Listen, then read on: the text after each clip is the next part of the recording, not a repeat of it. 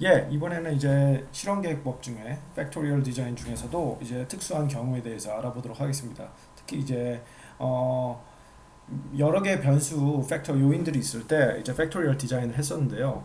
문제는 이제 일반적인 팩토리얼 디자인을 사용할 경우 굉장히 고려해야 할 이제 경우의 수가 굉장히 많다는 것입니다. 하지만 이제 지금 고려할 이제 2K 팩토리얼 디자인은 이 요인들이 이제 각각의 이제 바이너리 밸류, 그러니까 0 또는 1 또는 2 뭐 그런 식으로 두 개의 경우의 수만 가지고 있을 때, 아셨죠? 그럴 경우에 한정하여 이제 사용할 수 있는 간단한 기법입니다. 그래서 이제 two level, 두 개의 수준만 가지고 있다는 거죠. 이 각각의 이제 팩터가. 그래서 한번 살펴보도록 하겠습니다. K개 두 개의 수준만 가진 K개 팩터가 있으면은 어떻게 됩니까? 첫 번째 팩터도 두 개의 경우가 있겠고, 두 번째 팩터도 두 개의 경우가 있겠고, 결국에는 이제 K개니까 그만큼 K의 제곱을 해줘서 K2의 K승, 그 정도의 경우의 수가 나타나게 됩니다. 예로 들면 이제 두 가지 팩터에 대해서, 두 개의 수준을 갖는 두 가지 팩터에 대해서 알아보도록 하겠습니다. 이 지오그래픽 노테이션이라고도 하는데, 한번 이 그림을 통해서 살펴보도록 하죠. 이 두 개의 수준, 흔히 말하면 이제 플러스 마이너스 표현이 됩니다. 플러스 마이너스, 플러스 마이너스. 역시 x축은 a이고 y축은 이제 b인데, 그래서 이제 요인 a라고 할게요. 첫 번째 요인은 a라고 합시다. a의 두 가지 수준, 플러스 마이너스가 있습니다. 다른 말로 이제 high and low가 있는 거예요. 그리고 이제 b도 마찬가지입니다. b도 플러스 마이너스, high 또는 low가 있는 겁니다. 이런 경우에 결국에는 총 몇 가지의 경우가 있을 수 있나요? 네 가지죠. 왜냐면 2의 2승을 하면 이게 곧 4가 되지 않습니까? 그렇죠? 그래서 다시 말하면 B가 low이고 A가 low일 때 하나, 그걸 이제 1번이라고 보통 가로에 1이라고 표현을 하고요. 이 팩토리얼 디자인에서.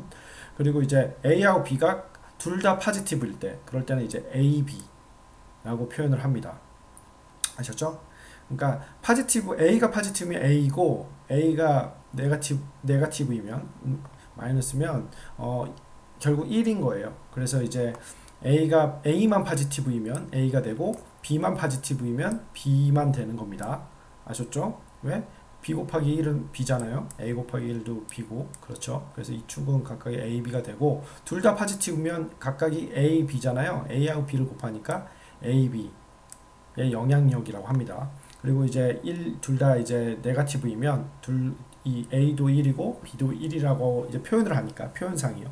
그래서 이제 진짜 1은 아니고 이제 표현상에 1이라고 해서 1 곱하니까 1이죠. 그래서 이렇게 표현이 되고, 이거는 이제 앞서 말씀드린 대로 지오메트릭 노테이션이라고 부릅니다. 한마디로 그림으로 나타냈다는 거예요. 요 두 개의 요인의 관계를 그림으로 나타낸 것이고요. 트리트먼트라고도 부르죠. 팩터 A와 팩터 B의 각각의 이제 수준에 대해서 어떤 조합을 가질 수 있는지를 나타낸 요약한 표입니다. 이 오른쪽에 있는 이 표는. 아셨죠? 똑같습니다. 이 두 개의 요인, 이제 1인 경우에는 두 개의 요인이 각각 마이너스고, A라면은 A는 플러스, B는 마이너스, 그리고 B만 갖는 경우에는 A는 마이너스, B는 플러스. A, B 둘 다일 경우에는 둘 다 포지티브에서 플러스 플러스 이라는 거지요. 그럼 하여튼 두 개의 팩터만 있을 경우에 그리고 각각의 요인이 이제 두 개의 수준만 갖고 있을 때는 총 이렇게 네 개의 경우를 고려하시면 됩니다. 세 개면 어떻게 하겠어요? 두 개의 수준을 갖는 세 개의 팩터가 있다. 2에 3승에서 8가지 경우가 되죠.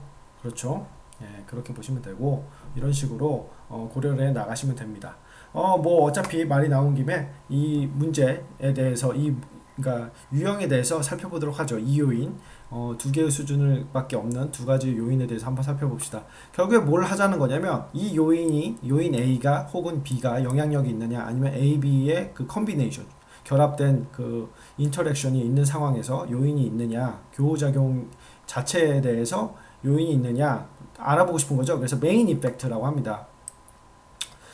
직역하면은 주 효과인데, 그러니까 한마디로 효과죠. A의 영향력이 있는지 알아보는 거예요.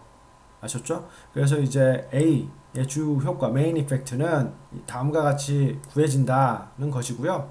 결국에는 뭡니까? A 플러스의 평균과 그러니까 아웃풋이죠, y는. 그래서 A 플러스일 경우에 총 평균의 평균, 아웃풋에 대한 총 평균, 그리고 A 마이너스일 경우에, 그러니까 A가 마이너스라는 거죠.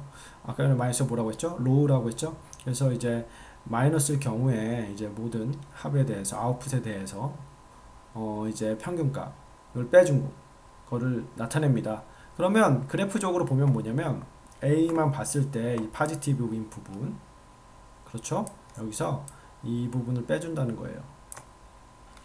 아셨죠? 그래서 A 플러스 AB, 그렇죠? A의 효과가 있죠. A의 효과가. 그리고 이제 여기는 없죠. A의 효과가. 그렇죠?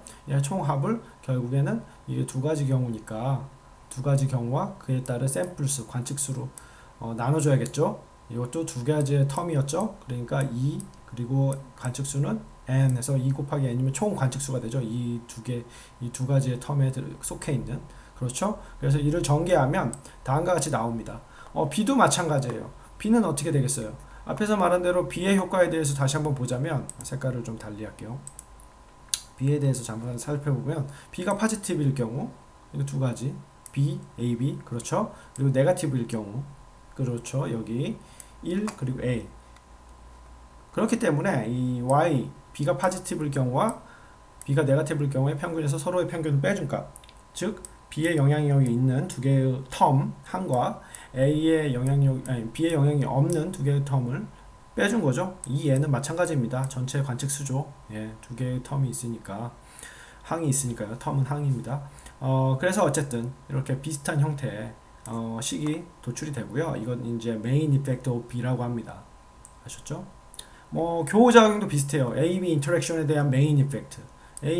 AB의 어떻게 알아야 될까요? 이 AB는 반대로 또 이거를 다른 색깔을 써보면 AB는 반대로 어떻게 봐야 돼요? AB 영향력이 있는 것과 그리고 AB는 이렇게 대각선으로 봐야겠죠? 그렇죠? 이것과 AB가 관계가 없는 두 개의 텀과의 차이를 보면 됩니다.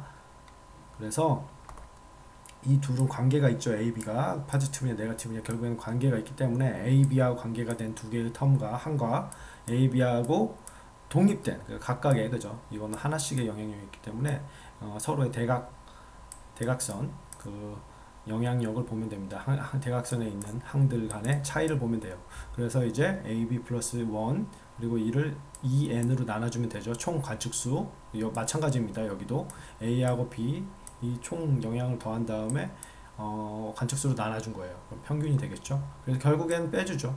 각각의 이제 독립된 부분을 빼주면 어떻게 됩니까? 결국 이 인터랙션이 AB 이 인터랙션 교호작용이 어떻게 우리가 관측하고자 하는 y 값에 영향을 미치는지 이제 알 수가 있게 되는 겁니다.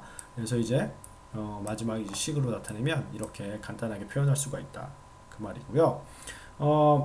아까 앞서 말한 대로 이제 테이블 앞서 본 여기에 테이블을 좀 더 확장해서 표시를 해드리면 이렇게 나타낼 수가 있다. 트리트먼트 컨비네이션이라고 하는데 결국에는 A가 포지티브냐 네거티브냐 B가 포지티브냐 네거티브냐 그런 거죠. 거기에 따라서 조합이 다 달라졌습니다. 아셨죠? 그래서 1일 경우에는 뭐였다? A하고 B가 둘 다 마이너스였고 그렇죠? 그리고 A일 경우에는 A가 플러스였고 B일 경우에는 B가 플러스였고 그리고 이제 AB가 둘 다 플러스였다 그 말입니다. 아셨죠? 그리고 이제 이 I하고 AB는 교호자원과 관련이 있죠.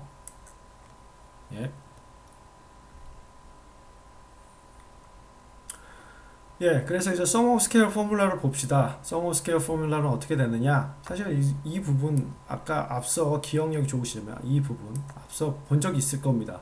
어디서 봤나요? 여기 이제 각각의 이펙트 구할 때 이 부분 보셨죠? 이 부분 이걸 컨트래스트라고 하는데 이 부분을 그대로 또 사용을 하시면 됩니다. 이 부분 그대로 사용하시면 돼요. 그래서 여기서 이제 그 부분들에 대해서 제곱을 해주시고 이번엔 반대로 4n으로 나눠주시면 됩니다. 제곱했으니까 2의 제곱이라고 생각하시면 돼요. 간단하게 말하면.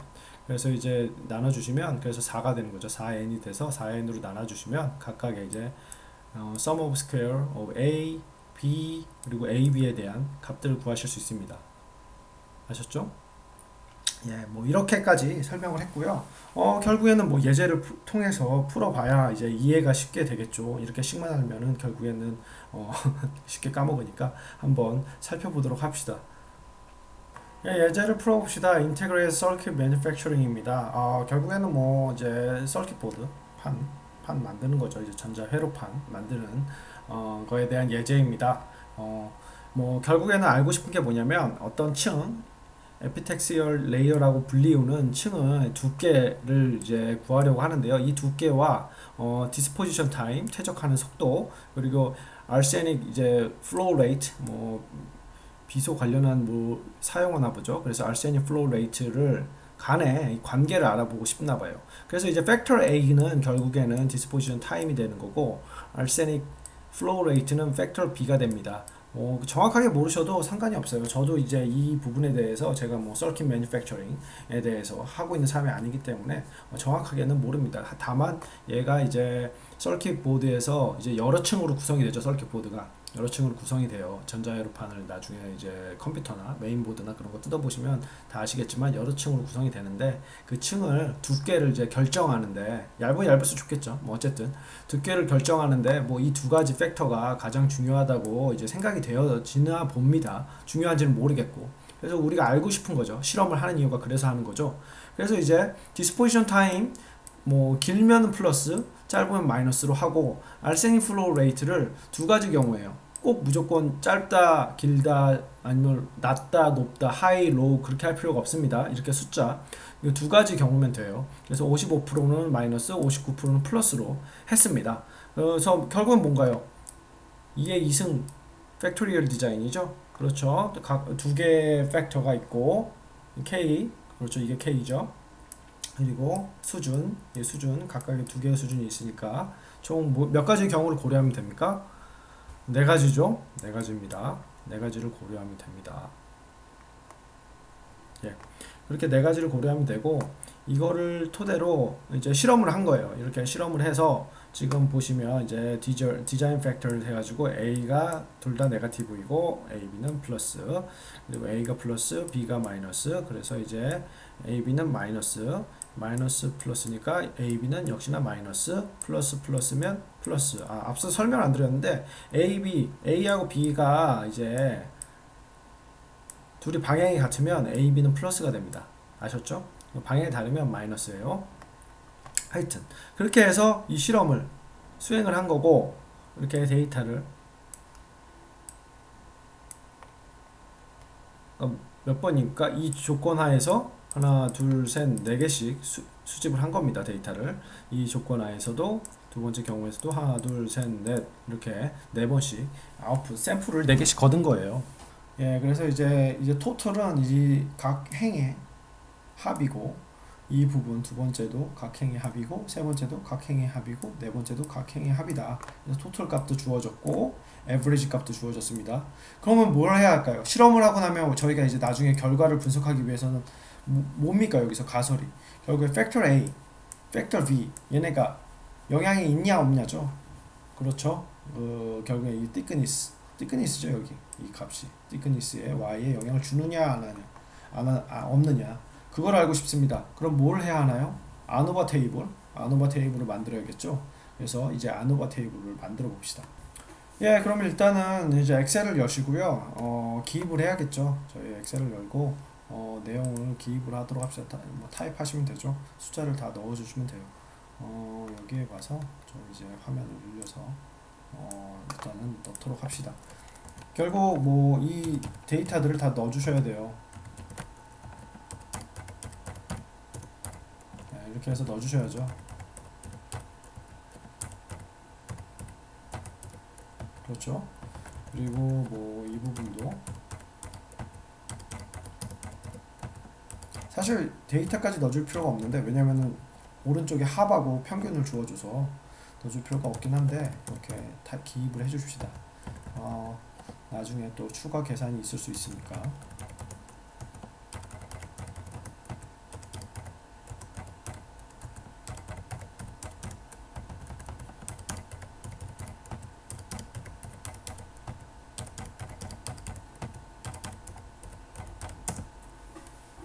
하셨죠.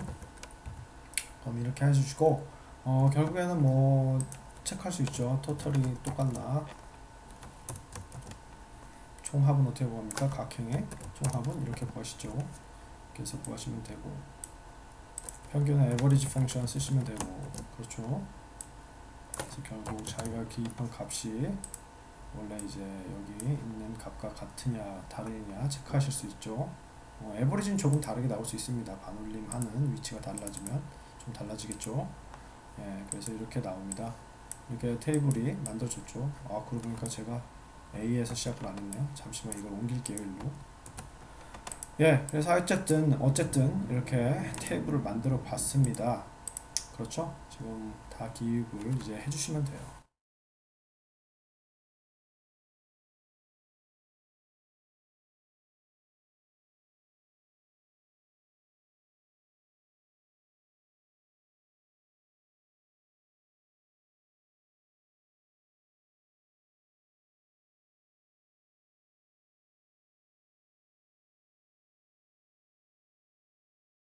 이렇게 뭐 기입을 해주세요. 엑셀에다 해주시면 간단하게 구하실 수 있습니다. 데이터 총 16개예요. 예, 그럼 다 되셨죠? 다 되셨으면 제가 이제 데이터 이 슬라이드를 가리고 이제 문제를 같이 풀도록 하겠습니다. 결국 안오버 테이블입니다. 안오버 테이블을 만들어주면 되시죠. 그러면 여기 요인부터 쓸게요. 이게 1이 아니라 여기 요인부터 써주면, 예, 그래서 이제 트리트먼트 컴비네이션인데 뭐 팩터라도 쓰셔도 되고요. 그렇죠. 그리고 1번이 있었고, 이게 자꾸 인수로 인식이 되는데 텍스트로 인식을 시키겠습니다.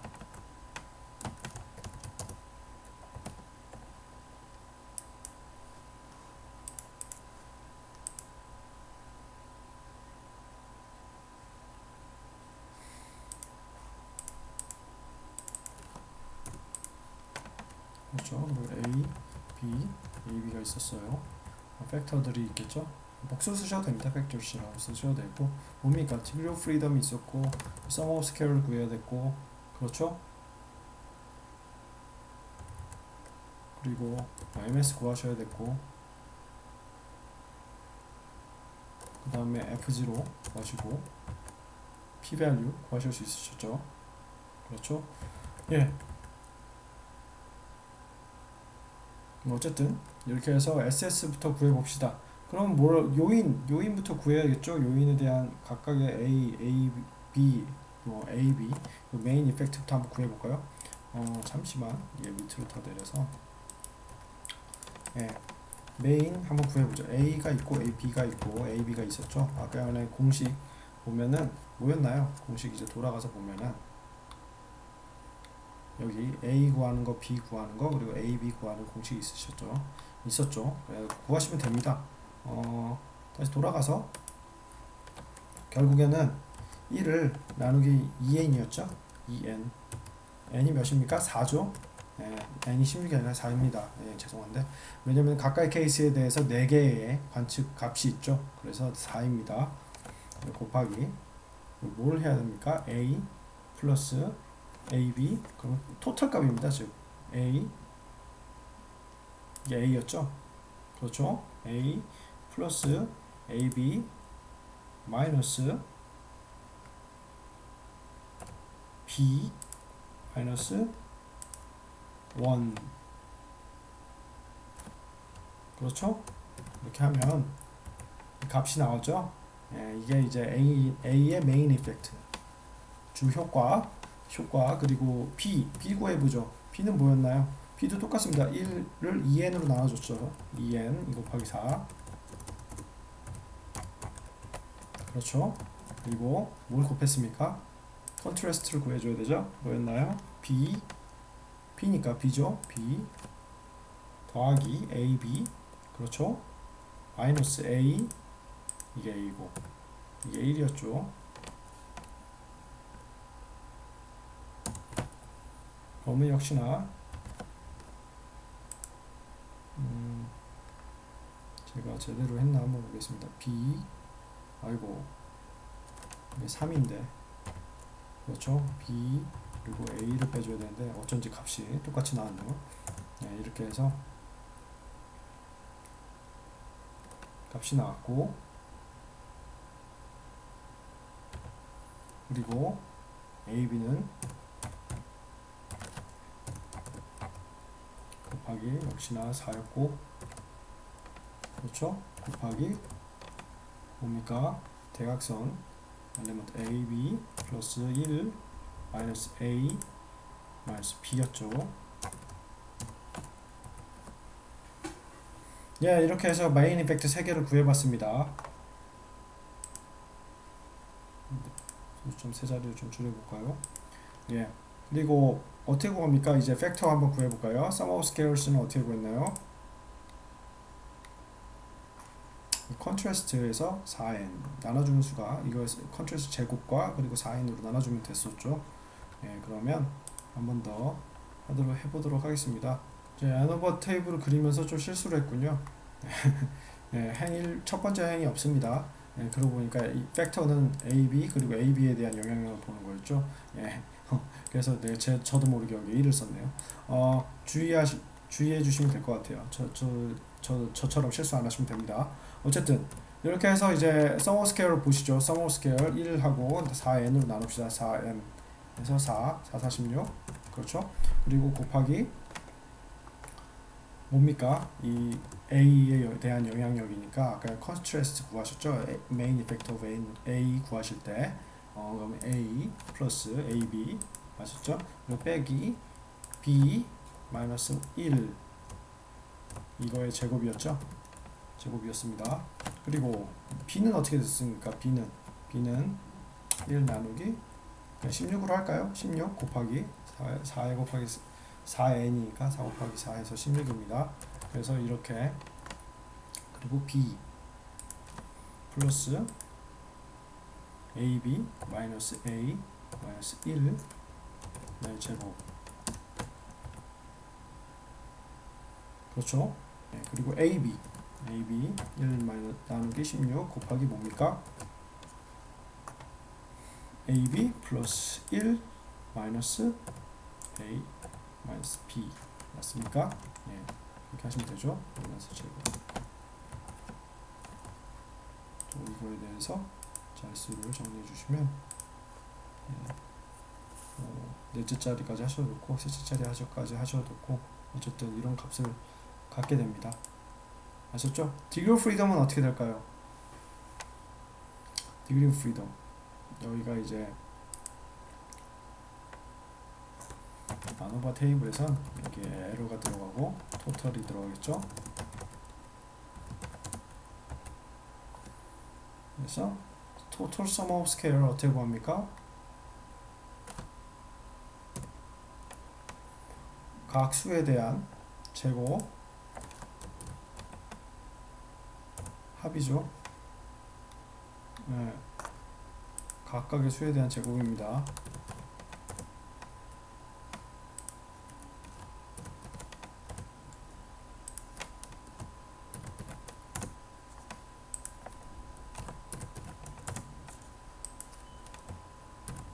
이렇게 아노바를 직접 구하면 이렇게 힘듭니다. 예. 해야 할 게 많아요.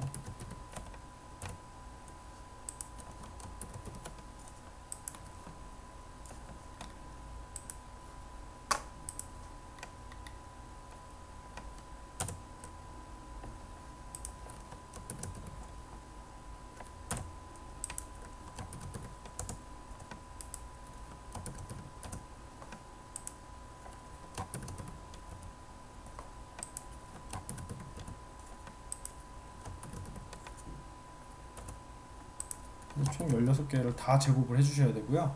여기서 이제 빼주셔야죠. 빼주시는데 이 형과 이 모든 각각의 수들 이 총합의 제곱 그리고 총합의 제곱 그리고 이 수를 16개로 나눈 수로 빼주셔야 되죠. 그러면 이렇게 3.067 정도가 나옵니다. 예. 에러 텀은 어떻게 구하나요? 에러는 해주시면 되죠.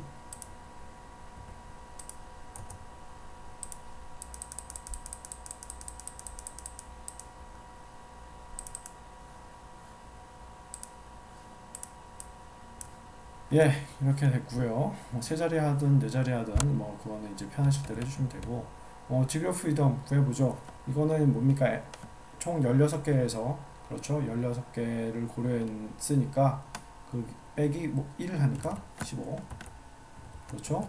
이거는 뭡니까? 수준이 2 빼기 1, 2 빼기 1. 그렇죠. 2 빼기 1. 그리고 15 마이너스 이 각각의 디그리 프리덤을 빼주면 12 나오죠. 그리고 ms 이 값에서 1을 나눠주면 되시고, 마찬가지죠. ms 2까지 다 구하실 수 있습니다. f0는 어떻게 구합니까? 이렇게 나눠주시면 되죠. 그리고 이 수를 또 ms2로 나눠주시면 되고, 또 ms ab를 ms2로 또 나눠주시면 되고, 그렇죠.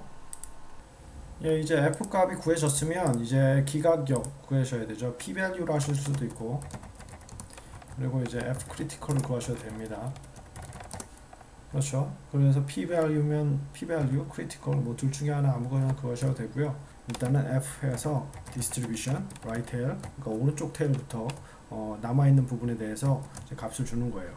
그래서 이제 여기 f0 value 쓰시고, 그리고 f0를 value를 구하시는데, 값을 구하시는데 뭘 사용했나요? 이 degree of freedom, 그죠? 첫 번째 degree of freedom은 이거였고, error term 사용하셨죠? 그렇기 때문에 degree of freedom 1, 2 이렇게 고려하셔서 계산하시면 됩니다. 그러면 되고, 이렇게 해서 이제 자릿수가 굉장히 낮게 나오나 보죠. 아마 더 늘리면 어떤 수가 나올 겁니다. 비슷하게 또 한번 해볼까요? f distribution right tail rt 하시고 가로 열고 f 값 주시고요. 여기 이제 degree of freedom 첫 번째 거, 그리고 error term에 있는 degree of freedom 해주시고요. 이렇게 해서 구하시면 됩니다. 마지막도 마찬가지겠죠? 그리고 이거 1 f 값, 그리고 1, 그리고 여기 12 해주시면 되죠. 왜냐면 이 두 가지를 토대로 f 값을 구했으니까 당연히 degree of freedom도 이 두 개를 첨부해야겠죠. 어쨌든 이렇게 해서 하시면 되고, 한번 자릿수를 더 늘려볼까요? p value가 굉장히 작게 나오나 보죠. 예, 뭐 이 정도까지 낮게 나옵니다. 아셨죠? 이 두 개는 상당히 크네요. 뭐 벌써 결론을 내릴 수가 있습니다. 근데 뭐 f critical까지 구해볼까요? f distribution 인버스 하고 RT 하시면 되죠. 이거는 뭡니까? 알파 저희 아시죠? 0.05 유의수, 그러니까 유약률에서 기억할게요. 그리고 이제 기억할지 결정을 내리겠습니다. 그리고 degree of freedom 1, 2. 그렇죠. 만약에 귀찮다, drag and drop 사용하고 싶다, 그러면 어떻게 하시면 됩니까? 마지막 절대 참조 부분만, 이 부분만 절대 참조해 주시면 되죠. 그렇죠. 그러면 그렇게 critical value 쉽게 구하실 수 있으시죠? 첫 번째, 두 번째 마찬가지입니다. degree of freedom이 닿았기 때문에. 그렇죠. 어떤 결론을 내리실 겁니까? 가설을 기억하려면 어떻게 해야 돼요? 이 값이 이거보다 크거나 아니면 p value가 0.05 저희가 보다 작으면 h0를 기억하실 수 있죠. h0를 기억하실 수 있습니다. 그렇죠. 이 값은 이 값보다 크고, 혹은 이제 p value로 보셔도 이 값은 p value가 상당히 작죠, 이거보다. 그렇기 때문에 여기 가설이 어떻게 되나요? 팩터 a는 영향력이 없다. 그게 귀무가설. 그죠? FA는 뭐 타우라도 쓰셔도 되는데, 예전에 이제 타우 배우셨죠? 분사분석표 배우실 때 타우 A는 0 혹은 0이 아니다. 그렇죠? 그 가설에 대한 기각을 이 F값을 토대로 하실 수 있으시죠? 그렇기 때문에 뭡니까? 얘는 H0 기각이 되죠? 리젝트 H0 됩니다. 그리고 여기는요, 억셉해야죠? 여기 H0는 뭡니까? B가 영향력이 있다 없다. 그런데 P value는 얘보다 크고, 그렇죠? 혹은 F0 value는 얘보다 작고, 그렇죠? 그러니까 accept H0 리젝할 수가 없어요. 똑같죠? 세 번째 것도 교부작용 역시도 너무 P value가 높거나 높죠. 그리고 혹은 F0가 얘보다 작습니다. F 값을 사용하시던 어쨌든 P value 사용하시던 가설을, 그렇죠? 그래서 뭐 타우 AB는 결국 0이다. 타우 AB는 0이 아니다. 거기서 이제 가설, 기물 가설을 채택하기 때문에 두 개는 어떻게 돼요? 영향력이 없는 겁니다. 영향력이 없다가 기물 가설이니까 그렇죠. 영향력이 없죠. 그러면 결국 얘만 이 노란색으로 표현된 팩터 A만 영향력을 미치게 되죠. 그러면 문제로 다시 돌아가 봅시다. 문제로 돌아가면 어떻게 되는 겁니까? 여기 디스포지션 타입만 결국에 이 레이어의 thickness에 영향을 미친다가 되는 거예요. 아셨죠? 이렇게 문제를 푸는 겁니다. 그래서 이제 나중에 연구를 하시거나 아니면 실험을 하실 때 이렇게 계획을 하신 다음에 그걸 이제 정확하게 해석하시는 부분까지 다 하셔야 완벽한 실험이 되는 겁니다. 아셨죠?